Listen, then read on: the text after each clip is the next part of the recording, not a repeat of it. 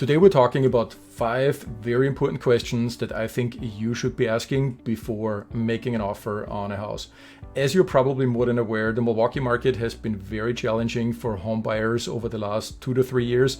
Between super low inventory, tough competition from other buyers, prices have been going up, mortgage rates have been going up. It created a very challenging environment.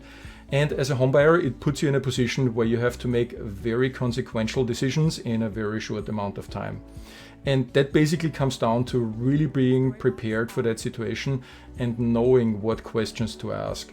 And quite frankly, also on the quality of the answers that you get to that question, because good decision making is always based on good information. And if you are making a decision based on incorrect assumptions or on data that is just incorrect, then your decision making may also not be very good. So today we're talking about what I think are the five most important questions to answer, and they're somewhat in an order of a timeline. So the first one have more of a short immediate impact. The last one has more of a long-term impact, but it's probably also the most consequential for your life. By the way, those questions are right out of our brand new buyer's guide on page 12. This is about 25 pages that are put together based on everything that we have seen and learned here in the last years in Milwaukee. And you can download it for free on our website, onpointrg.com. I'll put a link in the description below so you can find it right there as well. And if you're not familiar with me, my name is Marcus Auerbach. I'm the owner of On Point Realty. We're a small team here in the Milwaukee area. I'm a seasoned real estate professional with Keller Williams, and I also run a YouTube channel all about real estate here in the Milwaukee area for buyers, for sellers, a monthly market update. So you know what's going on, or if you're thinking about relocating to Milwaukee, then this channel is also for you. And with that, let's get started with the 5 most important questions to ask before you're making an offer on a house.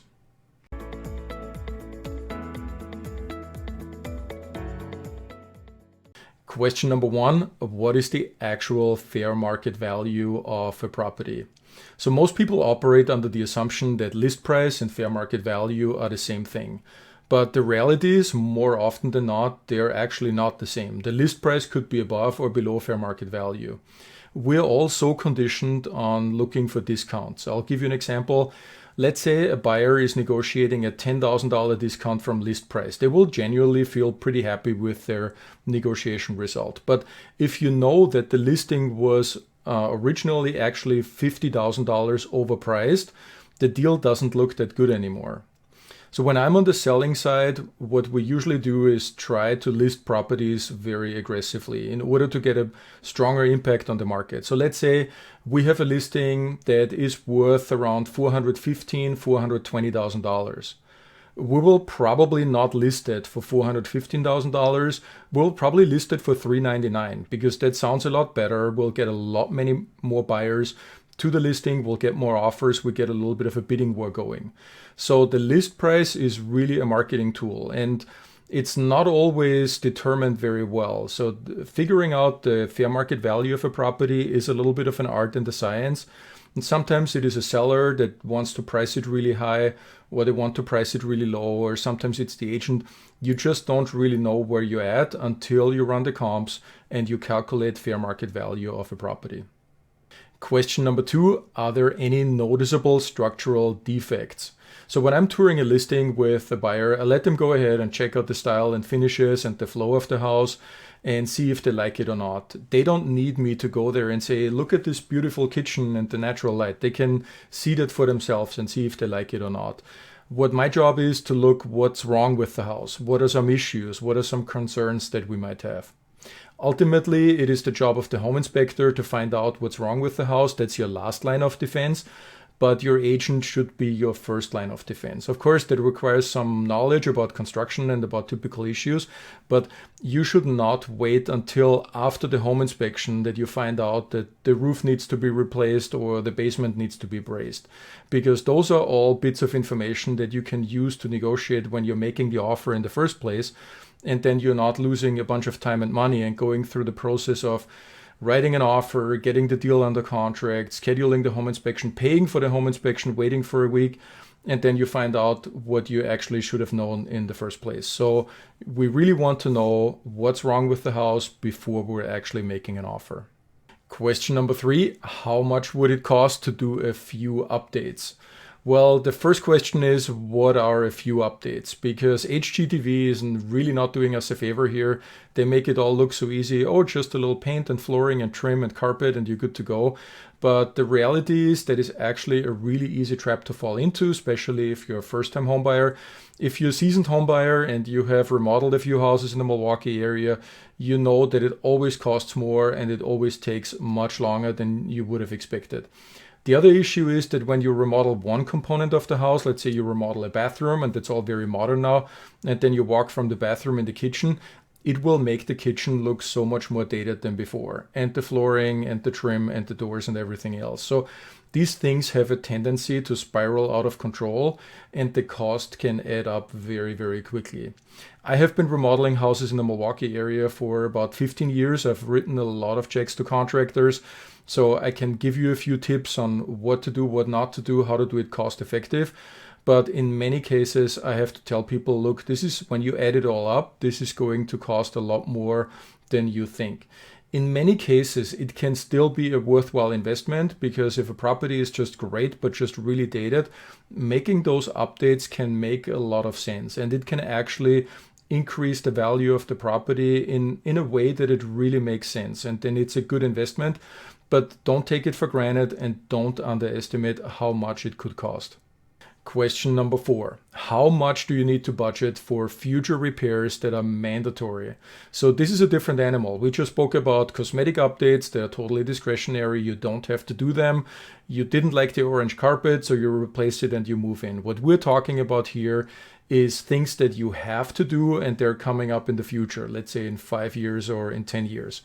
Every major component on a house has a design life, what it was designed and built for, how many years it's supposed to last. For example, a roof here in Wisconsin is usually going to last about 25 years. If it's asphalt shingles, the manufacturer says 30, but usually it's more like 25. So you know the roof is older, the seller didn't replace it because it wasn't necessary yet. But within the period of time that you are going to own that house, you know you will have to deal with it. Now, on a large house, if you do a dimensional shingle with the full tear-off and the replacement ice and water shield, it's going to cost you, let's say, somewhere in the neighborhood of $15,000 to $20,000. But if you're in a neighborhood, in a subdivision that requires cedar shake shingle, you can easily triple that cost. So knowing how much you have to budget for these things that come up in the next 5 to 10 years is very important. And on a little side note, this is actually going to be a cash expense. So it's not going to be rolled into your 30-year mortgage. This is actually cash out of pocket. So you want to know how much that is and then plan and also negotiate accordingly. And finally, we're getting to question number 5, which I told you was the tough long-term question. And that is, how likely is this property going to be to have a good resale value when you're putting it on the market in 5 or 10 years? Now, we know from the data that houses in the US get sold on average every 9 years. But if you're a first-time home buyer and your family is still growing, your needs are changing, maybe your jobs is changing, you're looking statistically more likely at 5 to 6 years.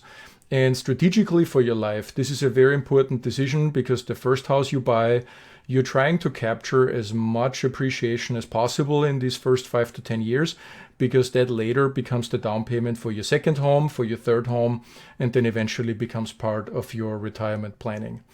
Now, let's say you find a really screaming deal of an odd-looking 2-bedroom house next to the freeway, seller super motivated. You can buy it now for a really good deal, but in 5 or 10 years when it comes to selling it, you may not have captured as much appreciation as somebody else who bought in a different neighborhood. I have lots of good stories. For example, I remember clients who bought a house with me in Wauwatosa a few years ago, and we just sold it because they moved out of state for a job, and they walked away with almost $200,000 in equity. So nobody knows exactly what the future holds, but you're making the decision the best possible way you can. Neighborhood demographics are usually evolving very, very slowly, so they're relatively predictable, and you try to set yourself up for success as much as possible.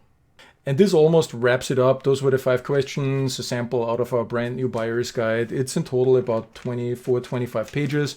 You can download it for free on our website, onpointrg.com. You will also find a link in the description below here. And if you want more information, or if you want to pick my brain on something that has to do with Milwaukee real estate, with buying or with selling, a lot of people are sending me an email after they've been watching one of my videos, and that is m.auerbach@kw.com. I'll put it here on the bottom of the screen.